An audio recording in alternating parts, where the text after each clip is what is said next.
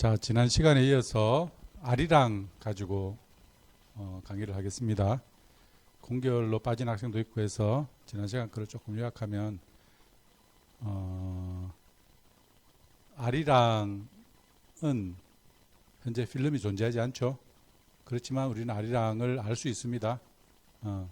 현재 현존하는 두 가지 다른 미디어가 있기 때문이라 그랬죠. 아리랑은 세 가지 미디어가 있다 그랬습니다. 원래 필름이 있고, 그 다음에 유성기 연반이 있고, 그 다음에 여러분들이 읽었던 영화 소설 아리랑 세 개가 있는데, 필름은 소실되어서 알 수가 없고, 대신에 이제 그 당시에 녹음된 음반, 그 당시에 책으로 출간된 영화 소설, 이걸 통해서 아리랑의 내용을 재구성할 수 있다. 그렇게 한 것이 지난번 내용이었습니다.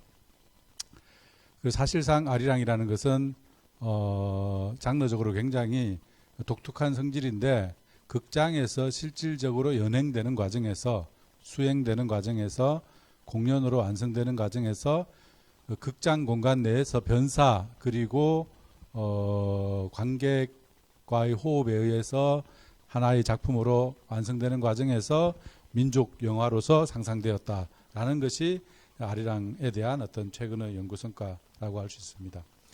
자, 지난 시간에 이어서 이제 필름에 대해서 얘기했고요. 그다음 필름과 극장에 대해서는 좀 이따 또 얘기할 거고요. 두 번째 미디어인 아리랑 음반극에 대해서 얘기해보면, 음반극이라는 것은 원래 한 60분 정도 되는 분량의 작품을 6분짜리로 축약을 했다, 그제?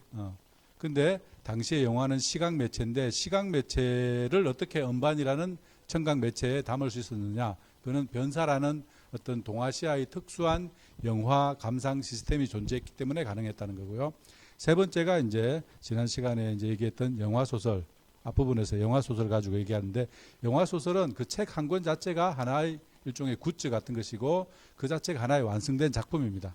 그 표지부터 안에 등장인물들 사진, 그 다음에 음악 악보, 그 다음에 영화 소설 내용을 담은 일종의 시나리오라고 할 수 있는 것까지 다 포함된다 그랬죠. 이게 바로 이제 그 영화 소설인데, 이건 아리랑은 아니고요. 다른 작품의 그 영화 소설 텍스트인데, 나중에 설명하겠지만, 사랑을 찾아서라는 나훈규의 1929년 작품입니다. 1929년 작품인데, 내가 녹화했나? 옛날 헷갈려. 이렇게 왼쪽에 오른쪽에 시작하자마자 이런 배역 설명이 있고, 그 다음 이런 어떤 그 극중 내용에 대한, 특히 등장인물의 대사에 관한 것도 있다 그랬죠. 이 T가 뭐라 그랬지? 타이틀, 자막이라 그랬습니다. 이 자막에 대해서는 좀 지금 설명을 할게요.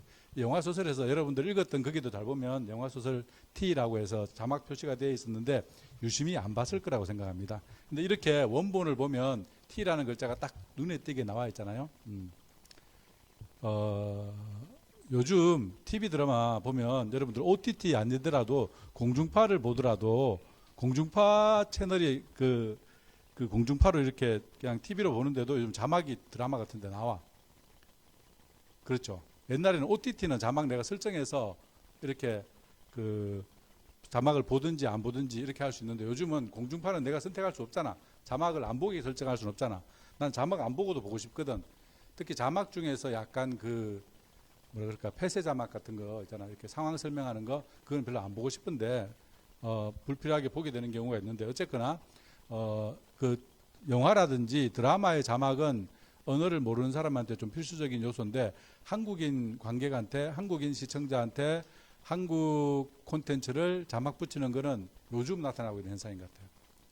그러니까 청각적인 어떤 그 흡수력이 좀 약해졌다, 그 판단할 수도 있다고 생각합니다. 혹시 이런 프로그램 본 적 있니? 꽃보다 뭐 이런 시리즈를 있었잖아. TVN의 그 교양 그 예능 오락 시리즈에. 근데 보면 예능 오락 시리즈에 요즘 보면 이렇게 자막을 흘림주의 뭐 이런 거라든지, 자막 자체가 이렇게 조형을 넣어가지고 글꼴도 그렇고, 글꼴 자체가 되게 좀 약간 그 뭐라 그럴까 좀 근엄한 글꼴이 아니잖아. 되게 우스꽝스러운 글꼴로서 자막 자체가 이 오락 프로그램의 어떤 그 흥미를 좀 더 강화하는데 기여하고 있죠. 그런 것처럼 사실상 영화도 아주 옛날부터 이런 자막이라는 게 되게 중요한 역할을 했다는 걸 알 수 있는데요. 예를 들면 이제 연구에 따르면은 뭐 TV 예능 프로그램의 자막은 상황을 설명하는 자막, 대사형 자막, 우리가 주로 보는 건 대사형이지만 그 다음에 코믹 및 효과 자막, 관찰자 시험형 자막 이런 게 있다 그러고요. 또 다른 연구에 따르면은 인물에 대한 은유적, 환유적 자막, 사건에 대한 은유적, 환유적 자막 이런 것이 있다고 합니다. 대략 그냥 이런 게 있다라고 여러분들 알면 되겠고요. 디테일한 설명은 넘어가겠습니다. 근데 우리가 이제 관심을 가지는 것은 1920년대 나온규의 영화로 대표되는 무성영화 시절의 자막이라는 것은 도대체 어떤 기능을 가졌느냐? 이거는 최근에 어떤 제가 이제 온라인에서 확인한 어떤 영상인데 한번 봅시다. 이 무성영화 시절의 중간 자막을 어떤 연극에다가 집어넣은 거거든요.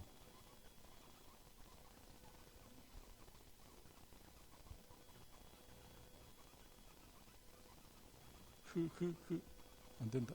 넘어가자.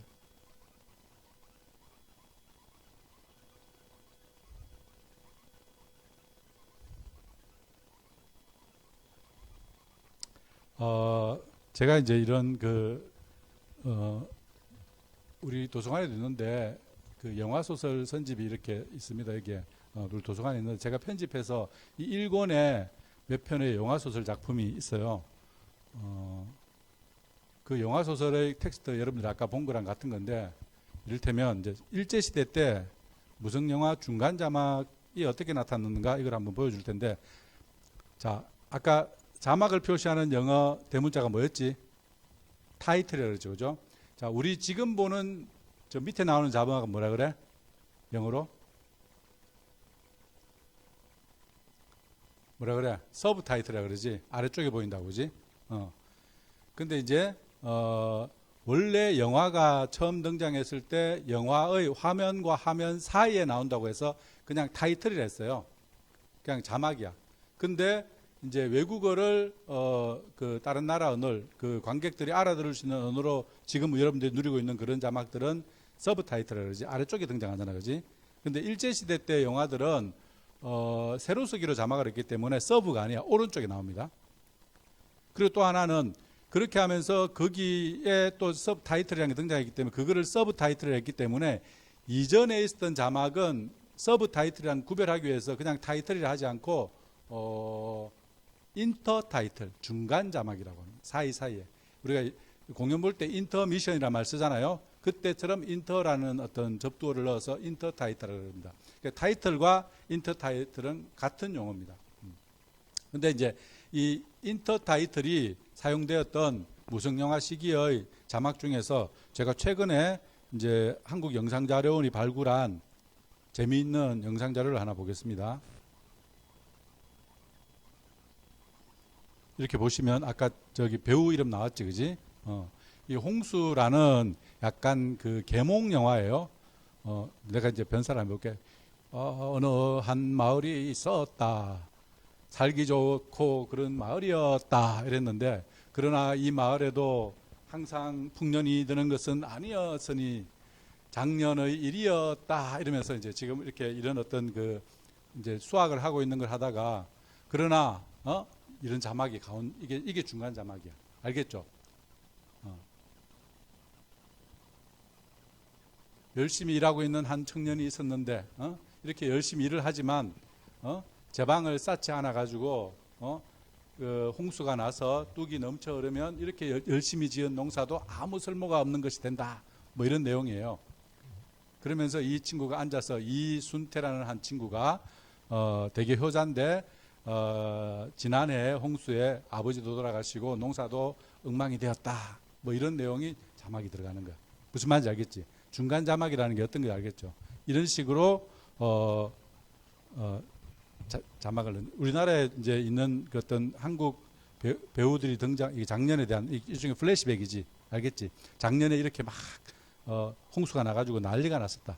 사실 영화에서 이 당시 영화는 사람들이 제일 재밌어하는 게 이게 좀 외람된 얘기지만 불구경이 제일 재밌어요. 강 건너 불구경이란 말이 있잖아. 사실 화재 나와서 이제 다친 사람들이나 생각하면 되게 이게 좀 문제 있는 표현이지만 어쨌거나 사람들이 옛날에 강 건너 불구경이라 불구경하는 거, 이런 물 난리 난 거 구경하는 거, 이게 대단한 스펙타클이라고 하잖아. 영화를 통해서 일상적으로 평온한 일상생활에서 보기 힘든 어떤 굉장히 스페셜한 경험을 극장에서 보여주는다는 거, 이걸 사람들이 되게 좋아하는 것 같아요. 그래서 저렇게 홍수 난 것도 일종의 이벤트성으로 이렇게 영화화 시키기도 합니다. 결국 이 영화는 이렇게 홍수를 방지하기 위해서 댐을 샀자 뭐 이런 내용입니다. 이거는 이제 일본어로 오른쪽에 자막이 나오는 거고요. 다른 거 한번 보겠습니다. 이 세금 장려에 관한 내용인데, 이거 한번 볼게요. 봐봐, 이건 되게 재밌지. 내가 찾은 중간 자막 한글이 나오는 그 내가 현재 아는 한에 있어서 가장 오래된 영화 작품입니다. 세금을 장려하는 내용인데, 나라가 있어서 사람이 살아나고 사람이 있어야 나라가 되어가고, 오른쪽에 일본어가 있고 왼쪽에 조선어 한국어가 있는 걸 알 수 있습니다. 그러니까 스토리와 스토리 사이에 이런 어떤 메시지를 집어넣어 가지고 그 영화의 주제를 드러내는 거지. 근데 원래 무성 영화, 서양의 무성 영화에서는 변사가 없어요. 그러니까 자막의 역할이 되게 중요해. 근데 우리 동아시아의 무성 영화에서는 문맹자가 많기 때문에 자막 자체도 못 읽는 사람이 많아. 특히 이게 일본어로 나오면 아예 못 읽잖아. 그래서 변사가 대신 읽어주는 역할을 했다는 겁니다. 내가 지금 계속 얘기하지만 문학은 문학 텍스트로만 활자로만 소비된 게 아니고 뭐랑 같이 소비되었다? 그림과 같이. 영화는 시각 미디어지만 단순히 시각 미디어로만 소비된 게 아니고 오히려 또 문자로 된 자막과 같이 소비되었다. 이게 되게 중요한 거라고 할 수 있습니다. 자, 이게 뭔지 봤으니까 조금만 보고 또 넘기겠습니다.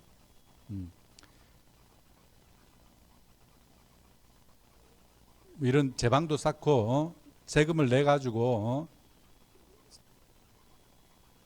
하자 뭐 이런 내용입니다. 넘어갈게.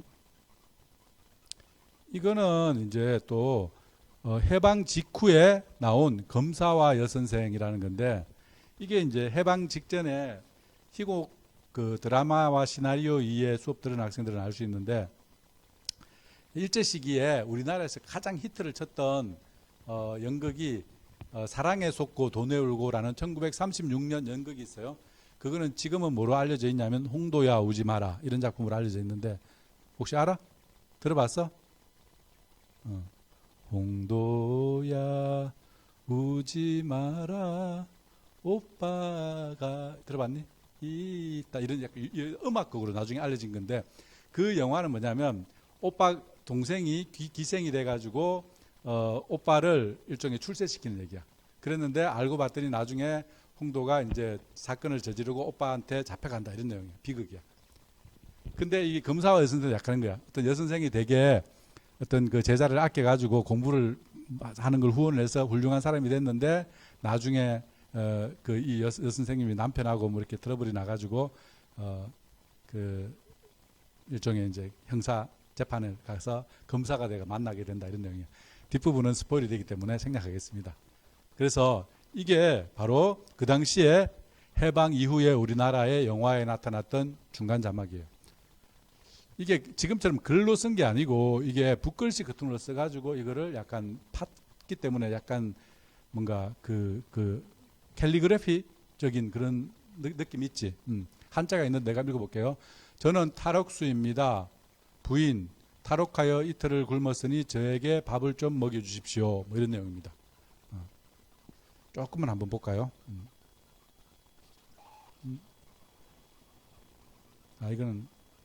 이거는 지금 그냥 내가 사진만 넣은 거군요.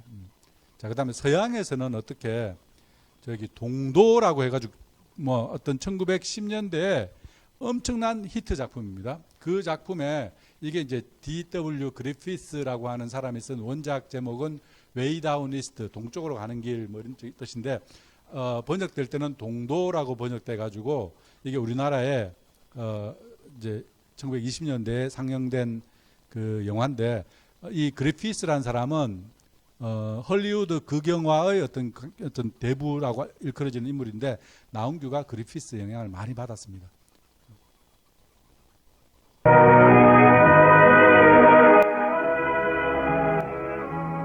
원래 영화에는 음악이 없습니다. 이 음악은 어디서 나오는 거야? 극장이라면 오케스트라 박스에서 나오는 거예요. 자, 앞부분에 이런 어떤 여러분들 아는 어떤 롤이 이렇게 타이틀 롤 이런 게 나오고 앞부분에 이런 어떤 설명들이 나오고요. 그리피스의 감독이었다는 작품에 대한 어떤 개괄적인 설명이 앞부분에 나옵니다. 이거는 중간 자막이기보다는 앞부분 자막, 전체적인 개요를 어떻게 보면 설명을 먼저 해주는 겁니다. 옛날 사람들은 스포일을 뭐라 하지 않았어요. 그 작품을 제대로 이해하기 위해서는 변사가 아예 스토리를 끝까지 얘기해주고 영화를 해설하는 경우도 있습니다. 자, 또 다른 작품 있잖아요. 하나 보겠습니다. 이게 릴리아 기시라고 하는 무성영화 시절에 되게 유명한 어떤 여성 여배우인데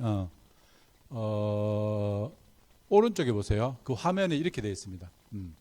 화면과 화면 사이에 가운데 저런 자막이 보여요. 그 자막인데 일반적인 자막은 아니고 대문자도 쓰고 약간 독특한 형태로 되어 있지. 이 영화의 중간 자막이 어떻게 나오는가 봅니다.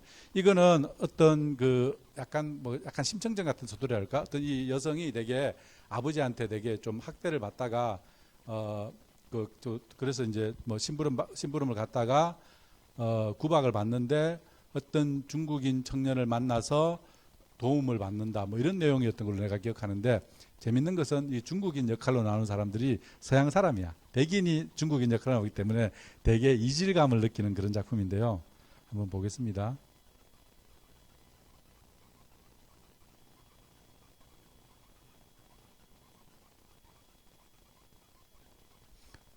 무성영화라서 이거는 소리가 안 나올 수도 있겠다.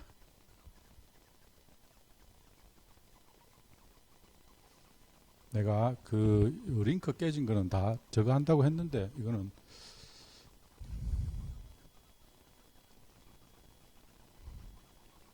브로큰 깨어진 꽃잎들 이런 뜻입니다. 이제 이 중국인 남자가 쓰러져 있는 여자 주인공을 발견하는 장면이고요. 이게 둘이 약간 러브러브하는 관계인데 너무 백인이라서 머리가 하얘니까 흑백 필름에서 중국 사람을 별로 안 먹지 할아버지 같은 느낌이에요.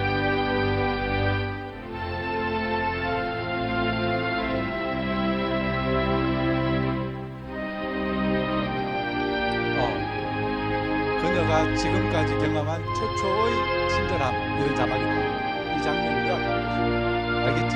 중간 자막이라는 게 뭔지 알겠지? 이 정도 봤으니까 좀 넘어가겠습니다.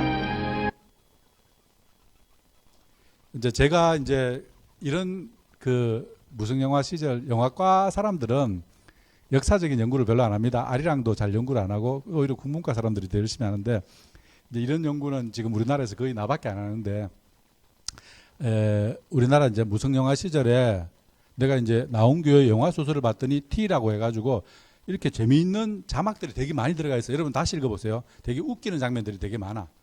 그래서 이 중간 자막은 어떤 미학적인 기능을 하고 있는가를 좀 살펴봤더니 이제 서양 사람들이 연구한 걸 봤더니 크게 이 자막은 중간 자막 무성영화 시대의 중간 자막은 아까 내가 TV 연애 오락 프로그램의 자막이 어떤 기능을 한다라는 걸 최근에 어떤 연구 결과를 가지고 했던 거 기억나죠? 뭐 인물 환유적, 사건 뭐 은유적 이런 것처럼 그런 것처럼 이 무성영화의 중간 자막은 크게 대사 자막과 설명 자막이 있습니다. 대사 자막은 주인공의 대사를 코테이션 하는 거야. 그죠? 설명 자막은 그 상황에 대해서 설명을 해주는 거야. 근데 대사 자막은 간단한데 설명 자막은 여러 가지 종류의 자막이 있기 때문에 조금 더 복잡합니다. 그래서 그 중에서 특히 이제 이 설명 자막이 중요한데 설명 자막은 또 크게 이런 어떤 대여섯 개 정도의 어떤 뭐라 그럴까 기능이 있다고 해요. 아이덴티피케이션 즉 식별. 우리가 외국 사람이 영화에 나오면 이게 누군지 알려줘야 돼. 이게 예를 들면 로미오인지 줄리엣인지 알려줘야 돼. 그 부활 이게 이제 남자 주인공 이름이 누군지도 알려줘야 되고. 자, 그러면 기억나나? 여러분들이 읽었던 영화 소설에 뭐 어떻고 하고 나서 뭐 영진 뭐 어떤 철학을 하고자 했다가 머리가 약간 다쳤다는 사나이 뭔 영진이지? 그런 거 나왔지. 기억나요? 그게 바로 식별해주는 그러니까 일종의 뭐라 그럴까 주인공을 특정해 주는 거지. 그 다음에 템포럴 마커를 해가지고 시간 표지 며칠 뒤 이런 것처럼 우리가 자막을 보고 며칠 뒤인지 알 수가 없잖아. 이런 거 시간을 드러내는 표지. 그 다음에 아까처럼 서사를 이야기를 요약한다든지 아까 건 서사 요약이라 보기 힘들고 그 다음에 이 인물은 어떤 성격인지 예를 들면 뭐 지준지 미쳤다는지 아니면 서울에서 공부하고 온다든지 이런 식으로 그러니까 식별과 성격화는 같이 나타나는 경우가 많습니다. 그 다음에 매개된 사정 주인공의 머릿속에 무슨 생각을 하는지를 알 수가 없잖아. 주인공의 등장인물의 생각을 끄집어내주는 역할. 그 다음에 패러프레이즈가 뭐야? 어떤 되쓰는 거지. 되받아 쓰는 것.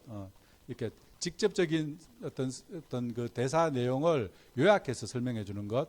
그 다음에 이야기에 대한 코멘트. 아까 그 같은 게 일종의 이야기에 대한 코멘트라고 할 수 있습니다. 왜? 이 여자가 처음으로 어떤 상냥함을 경험했다. 이런 거니까, 그지? 이 사건에 대한 어떤 코멘트를 하죠. 그 다음에 담론에 대한 코멘트. 뭐 이렇게 할 수 있는데 한번 볼까요? 그러면 대사. 뭐 어머니 이런 말 나오잖아, 그지? 누가 불렀겠지? 아까 봤던 거 이거는 그 뭐지? 뭐 정의는 말한다. 돈을 내지 않으면 의사가 오지 아니한답니다. 무슨 말인지 알겠죠? 그 등장인물이 하는 발화 내용을 그대로 전달하는 것이 바로 대사 자막이에요. 어렵지 않지 이거는. 그 다음 또 한번 볼까? 식별 이런 거 보면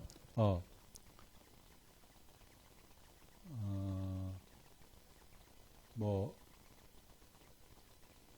위급한 때를 이용하여 빌려준 돈값으로 정의를 자기의 상품으로 만들고자 하는 요리집 주인 뭐 명 누구 배우 이름은 이경선 블라블라 이게 뭔지 알겠죠? 이게 그 배우와 캐릭터에 대한 식별입니다. 알겠지? 그 다음에 시간 표지 아까 있는 것처럼 어디 있나 한번 보자. 그날 저녁 때 글자 이름 뭐 보이나 모르겠는데 그날 저녁 때 같은 날 저녁 시간이 바뀌었다는 것을 보여줍니다. 흑백이기 때문에 빛이 이렇게 잘 조명을 하기 때문에 낮인지 밤인지 애매할 때가 있어요. 그러니까 이런 거를 해줘야 됩니다. 시간 표지. 그 다음에 서사 요약. 어디 있나 볼까. 연한이 끝나고 황 목사가 고향으로 돌아가는 날이 돌아왔다. 뭐 이런 거 있잖아.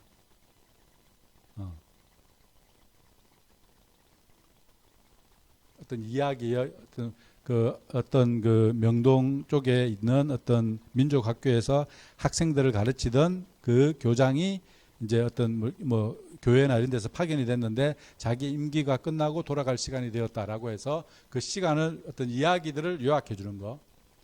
그 다음에 성격화 아까 나왔죠, 그죠? 예를 들면 늙은 뇌에 정답던 살림살이에 한 사람을 잃어버렸다. 정의 어머니와는 먼 일가가 된다고 4년 전인가 한번 정의의 집에 왔었던 일도 있다. 노인 이금용.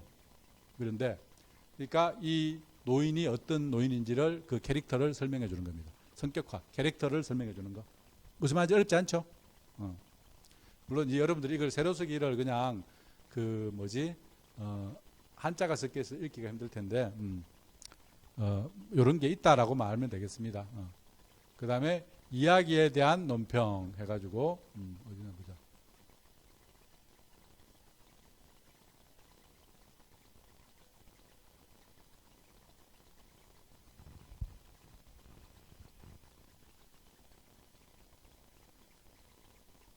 이 산중에서 죽으면 누가 이건 대사구나. 그러니까 여기 자기의 행하는 일에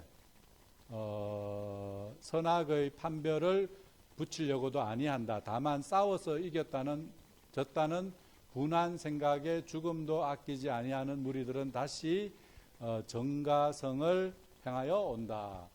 그러니까 이 캐릭터들이 되게 무모한 애들이다 뭐 이런 내용이야. 그러니까 싸움에 지면 분해가지고 뭐 복수하기 급급하다. 굉장히 1차원적 인간들이다라고 해서 그 이야기와 캐릭터에 대한 코멘터리를 달아놓은 겁니다. 이런 게 있고 또 이제 이것까지는 내가 아까 설명했던 이제 그 서양의 무성 영화에 나타나는 어떤 일반적인 어떤 그 무성 영화 자막의 기능이라면 내가 이제 나온규 영화를 보니까 되게 이 서양의 연구에는 안 나와 있는 되게 재미있는 두 가지 나온규 무성 영화 자막의 특징이 있는데 일단은 되게 웃겨. 되게 웃겨. 여러분들 읽어보면 개와 고양이라는 장면도 그렇지만 그냥 사람들이 패싸움을 하는데 그걸 개와 고양이 뭐 견원지간은 아니지만 어쨌거나 그런 어떤 그런 우스꽝스러운 자막으로 상황을 희화화하는 거죠. 여기도 보면 일단 이 사람 이 자막은 이제 그 아까 얘기했던 이제 사랑을 찾아서라는 나온규 29년 영화의 한 장면인데 마적들이 쳐들어와 가지고 이제 총싸움을 앞두고 죽기 직전이야. 이제 굉장히 비장한 장면이야. 근데 그 비장한 장면에서 주인공이 자기들끼리 하는 말이 이런데 삼보야 너는 키가 크니 탄환을 조심해라. 네 키가 크니까 네가 제일 총을 맞기 쉽다 이 얘기야. 그랬더니 또 삼보가 받아칩니다. 너는 다리가 짧으니 쫓아오기 힘들겠어. 이런 식으로 대꾸를 하는 거잖아. 곧 이 사람들은 총 맞을 운명이란 말이야. 되게 비극적인 상황에서 이런 코미디한 대사를 집어넣어요. 그러니까 희비극이라 그럴까? 아무리 어떤 그 비극적인 어떤 그런 영화라 할지라도 중간중간에 이런 어떤 코믹적인 요소가 들어가 있는 거죠. 그래서 나온규 영화의 특징 중에 하나가 되게 유머와 코미디가 있다라는 거고요. 또 하나는 어떤 그 장면에 대한 어떤 그을 딱 압도하는 하나의 이미지적인 상징을 만들어 주는 겁니다. 이게 보면 아까 나왔던 건데 늙은 뇌에 정답던 살림살이 하다가 한 사람을 잃어버렸다. 이거 했고, 그 다음에, 그러니까 이 노인이 아내를 그 만주에 가서 아내가 죽고 혼자 남아서, 힘든 살림살이를, 먹고 살기 힘들어서 만주로 이민을 떠났는데 거기서 결국 아내를 잃어버려서 굉장히 슬퍼하는 노인입니다. 근데 그 사람의 어떤 그 삶을 상징화합니다. 단 두 식구에서 나만 놓고 죽었다 하고 그 다음에 농사 지으려고 가져고 온 호미로 마누라의 무덤을 팔 줄이야. 상징적이지. 인생의 아이러니를 드러내잖아. 내가 이 호미를 가지고 만주 땅을 개척해서 농사를 지으려고 만주로 넘어왔는데 이 호미로 결국은 죽은 아내의 무덤을 파게 되는 어떤 그런 인생의 역설, 상징화라고 했지만 역설 아이러니 같은 이 그 만주로 간 우리 민족의 그 슬픔을 드러내는 애환을 드러내는 굉장히 중요한 자막. 되게 시적이잖아 사실은, 그지?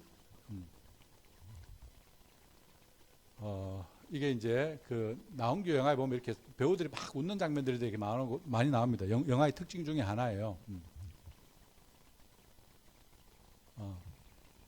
그래서 이 영화라는 것은 우린 영화를 보다라고 합니다, 그지? 근데 그 당시 사람들은 영화를 보다라고 하지 않고 뭐라 그랬냐면 극장 구경 간다 그랬어요. 극장 구경 간다. 그런 말 들어봤니? 극장 구경 간다. 그런 말 못 들어봤어? 그냥 영화 보러 간다.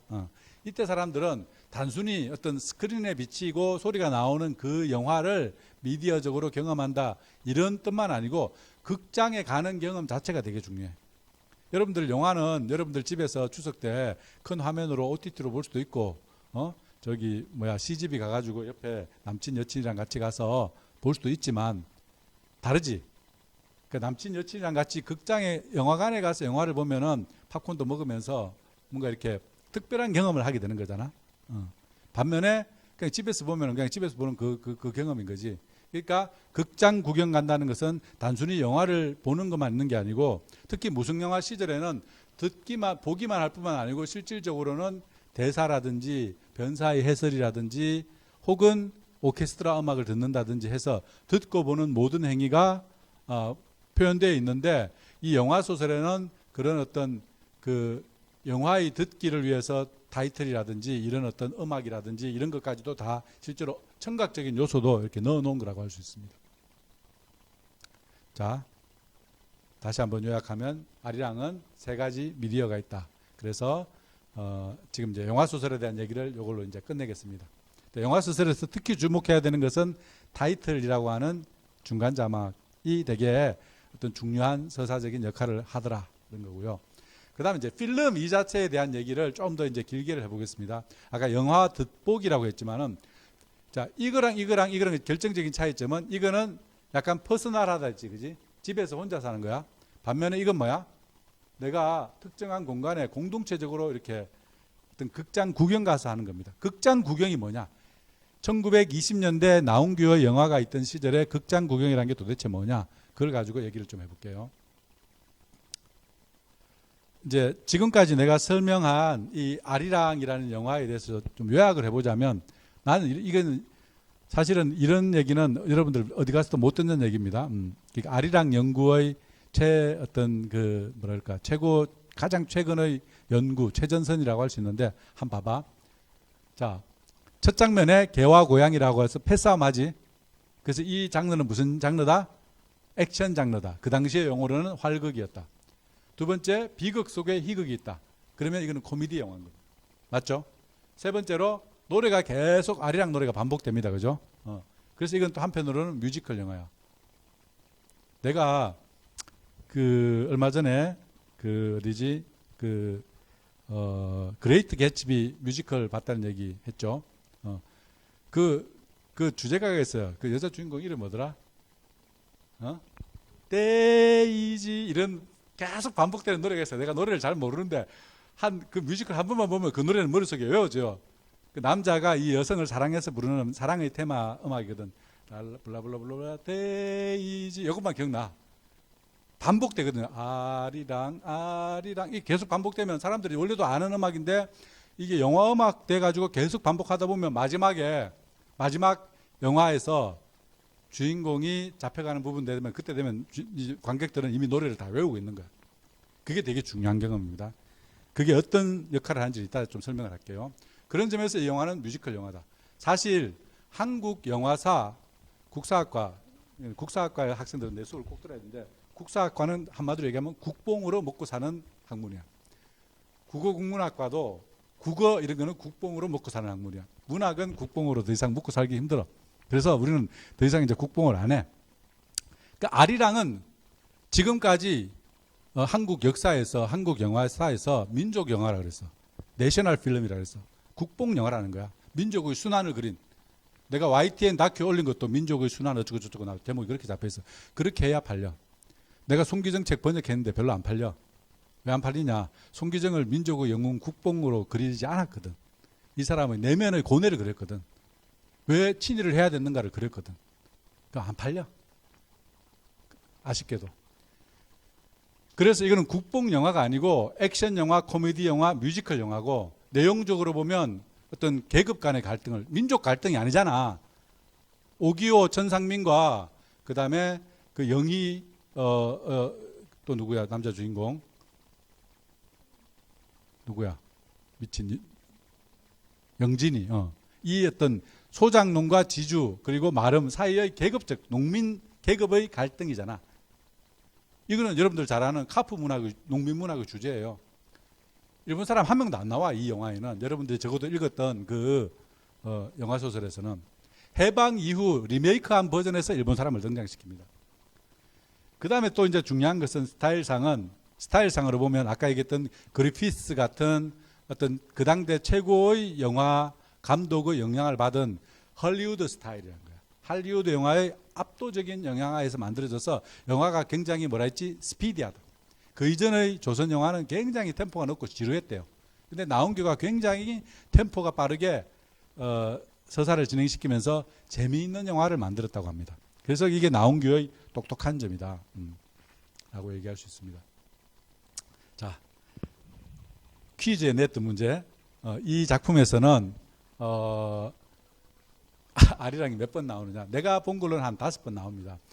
처음에 형구가 왔을 때 영진은 형구를 몰라보고 혼자 아리랑을 부르고요. 그게 광인의 아리랑. 두 번째, 기호가 이 영진이라는 놈이 미쳤는데 이 집에 들어가려면은 영진이를 달래야 되는데 영진의 집에 들어가기 위해서는 이 노래를 불러야 된다 해서 기호가 부르는 아리랑이 있고요. 그 다음에 형구가 영진이네 집에 찾아와서 그 바이올린 연주에 맞춰서 세 젊은이가 같이 아리랑을 부르는 장면이 또 있습니다. 내가 이거 다 올려줄게, PDF. 그 다음 네 번째, 이제 이것도 일종의 독립풍년제를 하잖아. 일종의 페스티벌이지. 마을 축제잖아. 축제를 영상에 담는 것도 되게 중요한 거야. 일상에 없는 거잖아. 영화적인 경험은 늘 일상에 있는 거를 영화로 담으면 영화는 재미없어요. 우리가 영화를 통해서 보고 싶어 한 것은 탈일상의 경험이거든. 그래서 우리가 뭐 판타지라든지 이런 거 좋아하잖아. 그 이유가 그냥 늘 지루하고 반복되는 일상에서 탈출하고 싶은 인간의 욕망을 영화가 자극하는 건데, 이런 거는 일종의 페스티벌 이런 거잖아.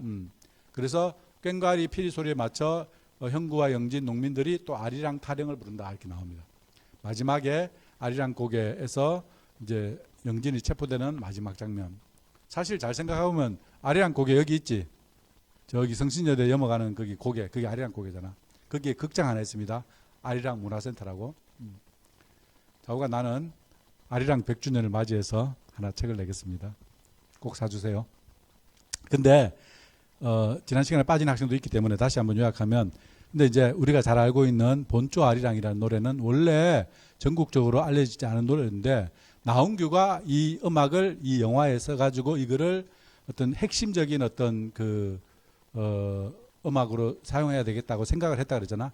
근데 이거는 어떻게 됐냐면, 전국에 있던 아리랑 음악들이 한때 이렇게 여러 음악들이 막 섞이는 어떤 일들이 있었는데, 그게 대원군 시기에 여기 경복궁을 재건하잖아요. 그럴 때 전국에서 일꾼들이 모여서 일하면서 노동요처럼 아리랑을 불렸는데, 그 중에서 잘 알려진 게 바로 이 아리랑이 들어요. 근데 이제 아리랑 중에 예를 들면 정선 아리랑이나, 여러분들 지난 시간에 내가 들려줬던 그 아리랑 다큐를 보면 나오는데, 이게 정선 아리랑은 떼꾼들이 나무를 저쪽 거기가 북한강인가? 거기서 이제 남한강이겠다. 남한강 쪽에서 벌목한 나무들을 경복궁을 지어야 되잖아. 나무가 필요하잖아. 그 어떻게 운반하냐면 뗏목을 만들어 가지고 그 남한강 상류에서 배를 타고 쭉 내려와서 한강까지 내려오는 거야. 마포까지. 예를 들면 그렇게 오는 거예요. 그러면 그게 물살이 험하기 때문에 사람이 죽기도 해요. 그래서 그 뗏목을, 나무를 뭐 이렇게 여러 개 엮어가지고, 길게 엮어가지고 그걸 타고 중간중간 들러서 주막에 대서 술도 마시고 하고, 그걸 마지막까지 서울까지 잘 나르면 돈을 엄청 많이 벌었다고 그래. 그래서 번 돈이 뭔 돈이다? 떼돈. 떼돈을 벌다 할 때, 떼돈이 그 뗏목 할 때 그때랑 같은 때야. 떼돈을 벌다. 그래서 그때 그 사람들이 불렀던 노래가 무슨 노래? 정선아리랑. 알겠습니까? 근데 그런 아리랑들이 많이 섞이기 시작했는데, 나훈규가 유독 관심을 가진 것은 자기가 회령 살면서 철도공사 현장에서 들었던 본조 아리랑, 우리가 지금 알고 있는 그 아리랑이 되게 구슬퍼서 이거를 음악에 이용해야 되겠다고 생각해가지고. 근데 민요 아리랑과 우리가 알고 있는 아리랑은 조금 다릅니다. 그죠? 지난번에 내가 들려줘 봤잖아. 그래서 현대적인 관현악단에 의해서, 단성사 관현악단에 의해서 현대적으로 편곡을 한 겁니다. 작곡을 한 겁니다. 알겠죠? 그렇게 해서 만든 음악이 우리가 지금 알고 있는 그 아리랑이라는 음악입니다. 자, 그 다음에 그러면 이 음악은 이 극장이라는 공간에서 어떤 역할을 했을 것인가? 첫 번째, 아까 얘기했처럼 노래 아리랑을 모티브로 영화를 제작했다. 뮤지컬 영화적인 속성이 있고, 두 번째, 디에게시스 속에 노래와 연주 장면을 적극적으로 삽입했다. 디에게시스라는 말이 좀 어려운데 한마디로 얘기하면 프레임이라 생각하면 돼. 화면 속에 영희와 영진이가 같이 노래를 부른다, 이런 게 있단 말이야. 그럼 둘이서 입만 봐 이렇게 하겠지. 그러면 노래는 누가 불러? 오케스트라가, 단성사 오케스트라가 연주를 해. 관현악으로. 노래는 누가 불러? 전문 가수가 그 뮤지컬 박스처럼 그 오케스트라 박스에서, 아니면 변사석 옆에서 마이크를 잡고 노래를 부르는 거야. 필름에는 소리가 없지. 무슨 영화에는 노래가 안 들어있습니다. 그래서 악보가 필요한 겁니다. 그 악보를 보고 전문 가수가 부르는 거예요. 세 번째로, 그래서 극장에 상영할 때 변사, 가수, 오케스트라에 의해서 노래가 연주된다. 한마디로 자막 화면에 맞춰서 싱크를 하면서 이 변사는 설명을 하고, 중간에 가수가 아리랑 우리가 들어봤잖아. 그 음악을 연주합니다. 내가 그 유성기 음반 음원을 유튜브에 올려놨잖아. 그 저기 대사랑 같이 그거 한번 보세요. 마지막에 라라라 데이지 외운다 했잖아. 마지막에 사람들이 아리랑을 다 외워. 그러면 맨 마지막에 영진이가 순사한테 끌려갈 땐 사람들이 어때? 다 같이 떼창을 부르는 거야. 무슨 말인지 알겠습니까? 그게 이제 나홍규가 이것을 노렸는지 안 노렸는지는 알 수가 없어요. 그렇지만 마지막에 같이 노래를 부르면서 막 펑펑 눈물을 쏟기 시작하는 거야. 영진이한테 자기의 어떤 온갖 서름들을 투영하는 거야. 그럴 때 비로소 원래 계급 영화였고 코미디 영화였고 뮤지컬 영화였고 액션 영화였다가 마지막에 극장 공간 안에서 결국 내셔널 필름으로 재탄생할 수 있다. 이렇게 되는 겁니다. 재밌니? 이제 최근에 내가 이거 그 영상 최근 거를 좀 찾아봤어요. 그 요즘 이제 아카이빙이 잘 돼 있어서 뒤져보면 나오더라고. 이 아리랑이 개봉할 당시에 이게 이제 누구가 이건 누구지? 오른쪽에 누구겠어요? 신일선 배우, 영희. 여기는 그냥 봐도 미친 것 같잖아. 영진이에요. 이 화면은 처음 본다 나도. 그래서 조선 키네마 제2제작 현대극 아리랑 전편 어쩌고 저쩌고 영화 지상 영화 즉 지상 영화라는 건 뭐냐면은 일종의 우리가 네 번째 어떻게 보면 아리랑 영화의 네 번째 미디어라 볼 수 있어. 신문을 통해서 영화를 보여주는 거야. 이게 이제 쉽게 가면 이게 영화 해설을 해서 전체적인 내용을 소개해 주는 거야. 요즘 여러분들 신문 안 보지만 신문에 옛날에 보면 TV 오늘의 하이라이트 이런 거 있었는데 혹시 알아? TV 프로그램이 쫙 나오고 그중에 오늘 재밌는 거 이렇게 하이라이트 이렇게 소개하는 게 있어 신문에. 그거랑 비슷하다고 보면 됩니다. 이제 신문을 본 적이 없는 학생들이니까 내가 가르치기가 더 힘드네. 한 번도 신문 본 적 없어? 종이신문? 국민대 신문은 보니? 자, 오른쪽이 이게 단성사가 사실은 이게 1930 불타가지고 37년에 새로 지은 건물입니다. 그게 지금 자리에 있는 겁니다. 자, 그래서 아리랑은 단성사에서 언제? 지금으로부터 딱 99년 전 1926년 10월 며칠? 1일 10월 1일에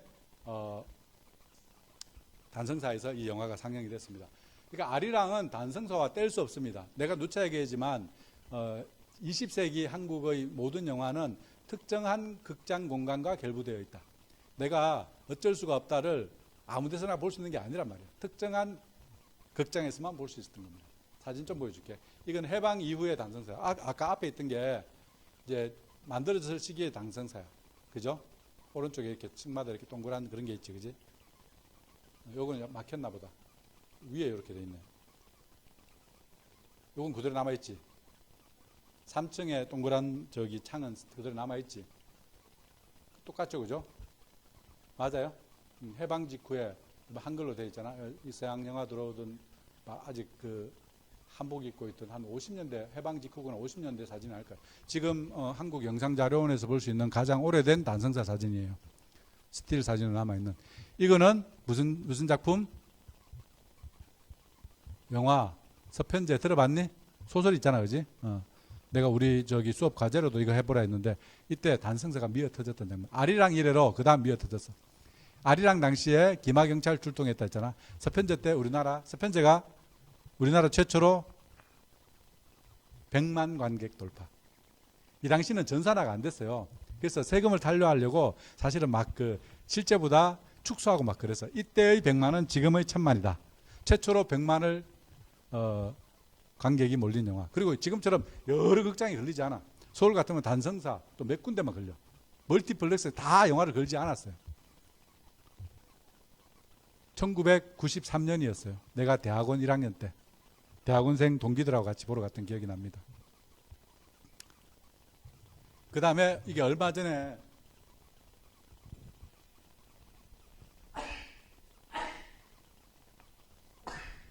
단성사를 영화관을 두고 영화관의 일부를 이제 장사가 잘 안 되니까 멀티플렉스 생기고 단성사가 이제 보석 가게 일정에 막 이런 것도 생기고 스타벅스도 생기고 할 때의 모습이에요.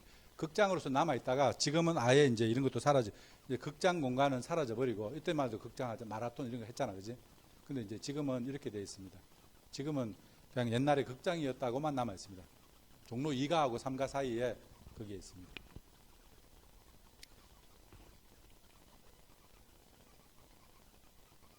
한자가 뭐라고 되어 있니? 이거 어디 지도입니까? 응? 경성은 지금 어디야? 서울. 일제시대 때 이 서울을 일본 사람들이 경성이라 그래서 그지? 이제 경성에도 강남과 강북이 있었어. 일제시대의 강남과 강북. 강이 보여 안 보여? 이거 보이네. 여기 강이야. 꼬불꼬불하자. 여기 강이에요. 요 강이 무슨 강이야 그러면? 어? 어? 한강이라 그래 그렇지. 한강 이남은 서울이 아니야. 경기도야. 한강은 바로 강남 개발이 1970년대라 그러잖아. 강남은 거의 논이었어. 청계천이야, 청계천. 박태원의 천변 풍경에 나오는 그 청계천이야. 청계천의 북쪽을 북촌이라 그러고 남쪽을 남촌이라 그랬어요. 북촌은 조선 사람들 거주지요. 남촌은 일본인들 거주지요. 관광객들이 오면 어딜 많이 가? 명동 많이 가잖아.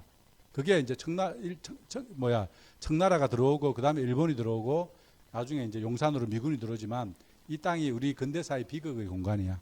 외래 세력들한테 계속 빼앗겼던 땅이에요. 그러니까 어떻게 보면 그 사람들은 그런 의도가 없을지 모르지만 명동을 찾는 특히 일본인들은 한때 자기들의 식민지였던 곳을 뭔가 방문하는 약간 그런 느낌이 있어. 아, 이거 옛날에 우리 선조들, 우리 할아버지들이 와가지고 여기서 장사하던 곳인데 이런 향수를 느끼면서 오는 사람들이 있습니다. 그래서 이 청계천을 사이에 두고 이 북쪽을 북촌, 남쪽을 남촌이라 하고 요 도로는 뭐겠어요? 그러면 청계천 북쪽에 있는 요 도로 뭐겠어요? 뭐겠어? 이렇게 동서로 쭉 뻗어 있는 거 어디겠어? 종로. 그러면 내가 저기 단성사가 어디 있었다 그랬지? 종로 2가 3가 사이에 있었다 그랬잖아. 여기 어디 있는 거야? 그러니까 조선인 극장은 요 언저리에 다 종로 1가 2가 3가 사이에 다 있었습니다. 넘어갈게. 그 다음에 이제 약간 이 지도에 나오는 이쪽 왼쪽 편에 이쪽에 약간 광화문 이쪽 편에 여기에 지금 보이는 이 굉장히 큰 한자 혹시 글자 보이니? 뭐라 써져 있니?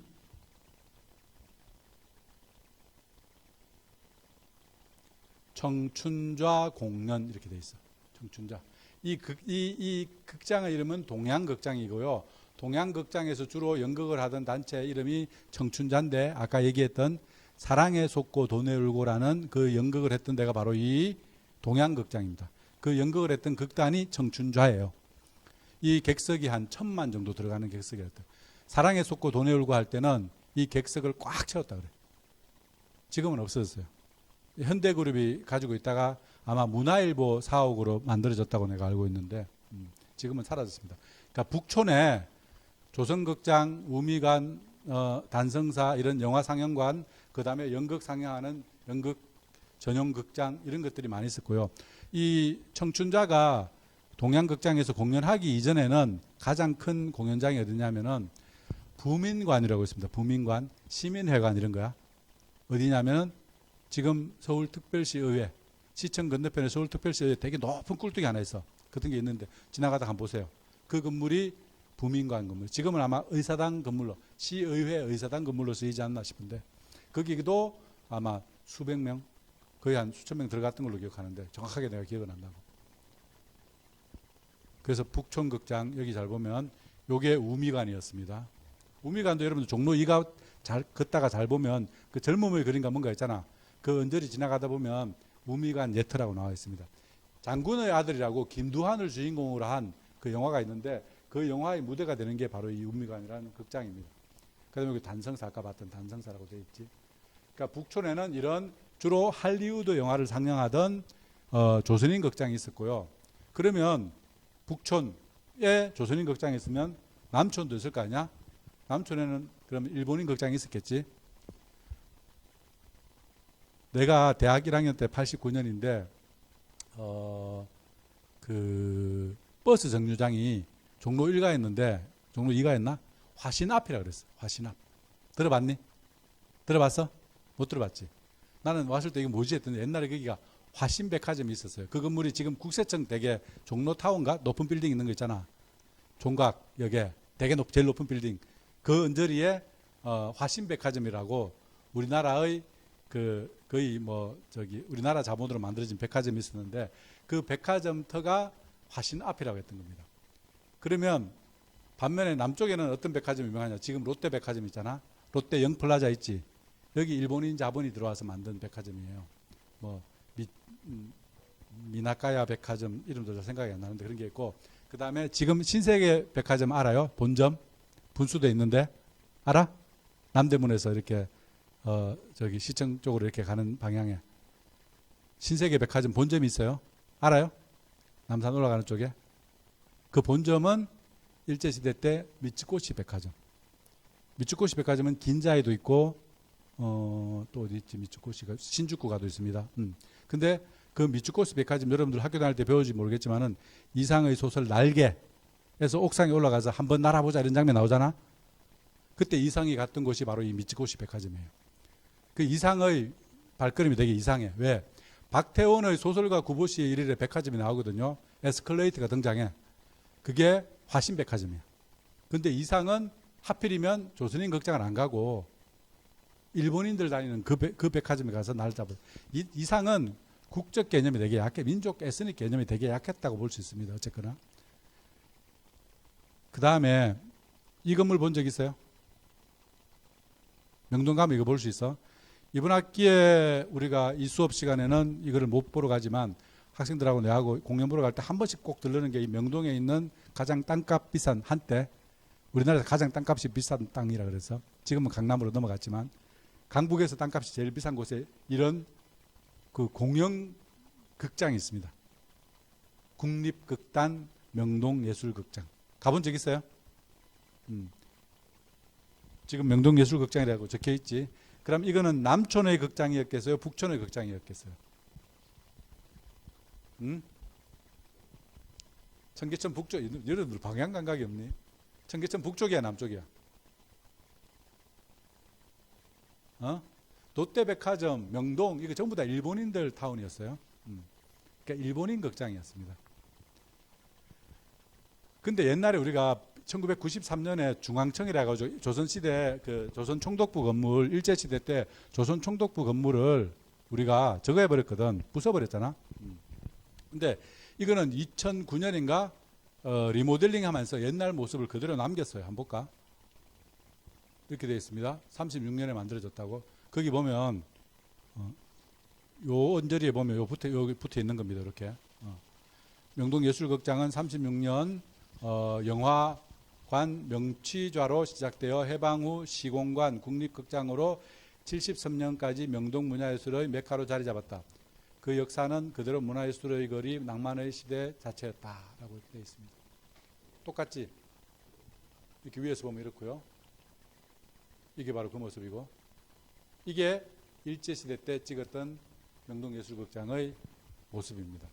36년에 지은 것을 2009년에 리모델링 한 겁니다. 건물이 워낙 오래돼가지고. 이게 바로 명취좌, 메이지자라고 하는 36년 일본인이 만든 일본인 영화관, 영화 전용 극장. 이때 보면 막 이런 구호들이 막 써 있습니다. 정치적인 구호. 전쟁 시기에. 일본 깃발 보이지? 여기 잘 보면 경성, 영화의 전당, 명취자, 메이지자, 시네마하우스, 케이조 이렇게 되잖아. 돼 있지? 똑같아요, 그림이? 똑같은 거 맞아? 여기가 티켓 박스가 있습니다. 여기. 요 부분은, 요 부분에 있잖아. 벽돌도 지금도 요 보면 벽돌을 쓰고 있어. 가운데 이 부분만 이제 안에만 리모델링해서 여기 새로 올라와 있을 뿐 외관은 옛날 모습을 그대로 하고 있습니다. 보면 베이지자였다가 09년에 명동예술극장으로 개관했다 이런 말 나옵니다. 이게 이쁜 사진을 찍기가 참 힘들었는데 내가 코로나 때 갔더니 앞에 사람들이 별로 없어가지고 이게 무슨 그 포장마차도 없고 그래서 이쁘게 찍을 수 있어요. 지금은 이렇게 못 찍어요. 사람들이 항상 버글버글하게. 그러니까 밤에는 사람 없겠지만 밤에는 이렇게 나올 수가 없잖아. 낮에는 사람들이 버글버글해요. 코로나 때 갔더니 명동이 사람이 없어. 정말 조용하더라고. 내가 그때 찍었던 걸로 기억하는데. 그래서 즉 이 북촌의 조선인 극장에는 할리우드 영화를 상영하고 남촌의 메이지자 같은 이런 일본인 극장에서는 일본 영화를 상영해서 조선 사람들이 메이지자가 하는 일 없어요. 근데 일본 사람들이 오히려 북촌의 조선인 극장에 오기를 해. 왜? 할리우드 영화는 일본 극장보다 조선 극장이 먼저 개봉을 해요. 조선 사람들의 할리우드 영화열은 예나 지금이나 변함이 없다. 그래서 만든 제도가 뭐라 했지? 스크린 쿼터였다. 그 당시 극장은 복합문화공간이라는 말을 내가 지난 시간에 썼습니다. 기억나요?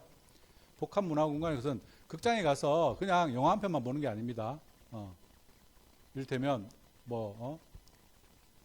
그나마 이태리 필름 회사의 주보, 사진 주보라고 하죠. 뉴스 필름이야. 뉴스를 극장 가서 보는 거야.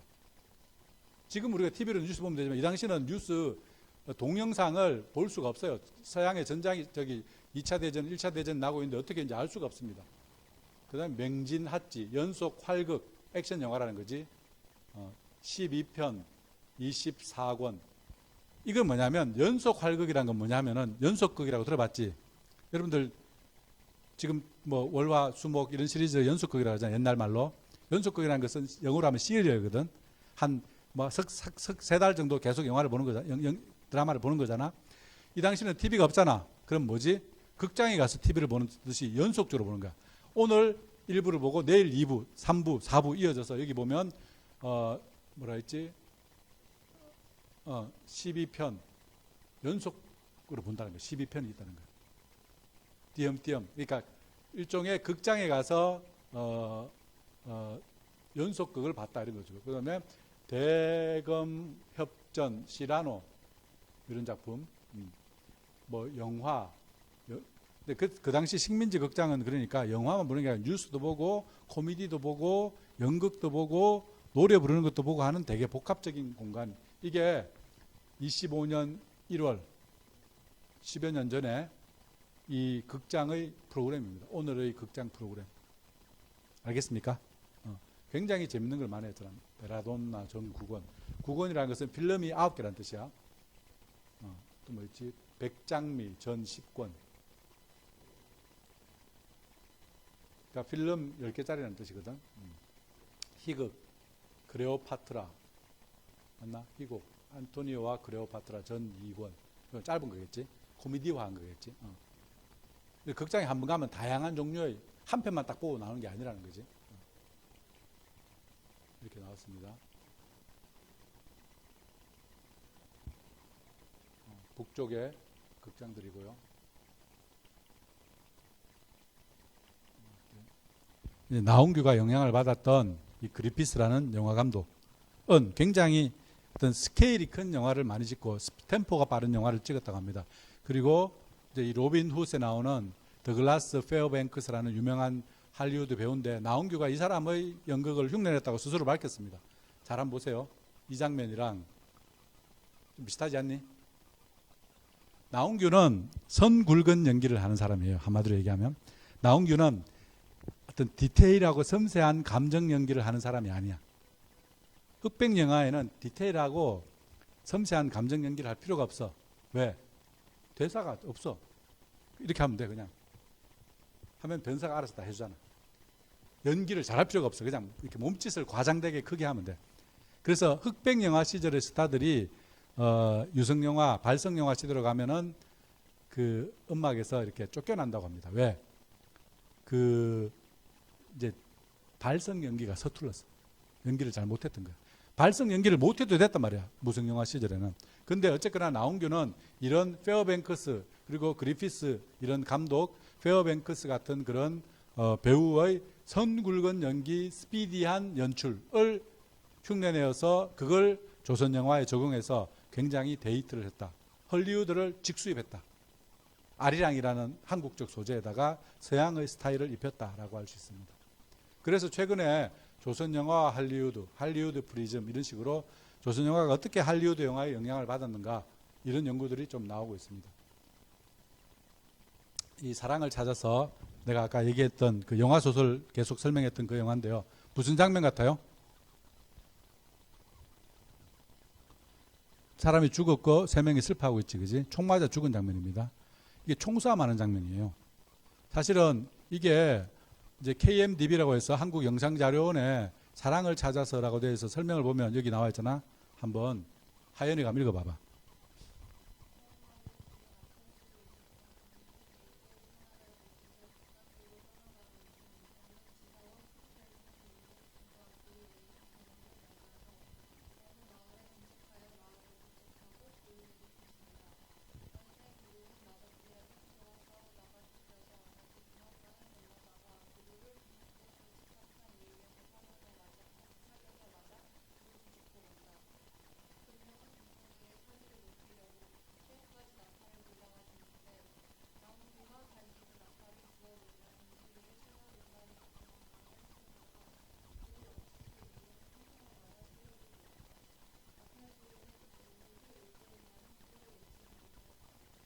요 마지막은 뻥이야. 국뽕뻥이야. 사실은 안 그래. 이거는 일본이 등장하지 않습니다. 아까 화면에 보면 같은 장면인 거 알겠죠, 그죠? 총 맞아 쓰러지고 하는 나팔 불다가 쓰러지는 장면인데 누구랑 싸웠느냐? 마적이랑 싸웁니다. 마적이랑 싸운다고 해서 그 당시 마적은 뭐냐면은 그 중국에서 뭔가 이렇게 그 체제를 위협하는 그런 거야. 근데 그 마적들 중에는 사실은 또 비적이라고 해가지고 또 뭐냐 공비라고 해서 공산비라고 해서 공산주의자들도 있어. 그 뭐냐면은 그건 항일 게릴라야. 그러니까 되게 이제 마적이나 이 비적은 굉장히 다양한 층인데 어쨌거나 그런 거기 때문에 사실 일경이랑 싸웠다는 것은 안 맞아요. 근데 이 영화를 왜 찍었느냐? 이거 하려고 찍은 거야. 총 들고 싸우는 장면. 즉 이 영화가 추구한 거는 뭐냐? 서부극. 할리우드의 서부극을 조선에서 흉내낸 거다. 근데 조선 땅에서 할리우드 같은 광활한 벌판이 없잖아. 막 그런 어떤 총 쏘고 달릴 만한 말 타고 달릴 만한 공간이 잘 없잖아. 실질적으로 총 들고 말을 타고 달릴 수가 없기 때문에 그거를 무대를 만주로 옮긴 겁니다. 그 서부극을 스파게티 웨스턴이라고 그 스파게티 웨스턴을 우리는 서부극이라 하는데 이게 이제 우리나라에 한때 1960년대, 50년대, 60년대에 그 만추리안 웨스턴이라 해가지고 되게 이게 흥행했던 적이 있습니다. 서부극을 만주를 무대로 해서 카피한 겁니다. 근데 그 영화 중에 그 뭐랄까 그 만추리안 웨스턴의 뭐라 그럴까 그 영향을 받아서 21세기에 창작된 영화가 놈놈놈이야. 이거 혹시 봤어요?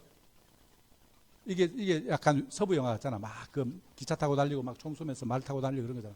이 놈놈놈은 원래 이제 석양의 무법자라고 하는 할리우드의 그 서부 영화를 흉내낸 거고요. 사실 그런데 한국의 서부 영화는 60년대 만주 웨스턴이라고 하는 만주를 무대로 서부 영화를 흉내낸 건데 그 만주 웨스턴의 원류가 된 작품이 바로 무슨 작품이다? 바로 사랑을 찾았다.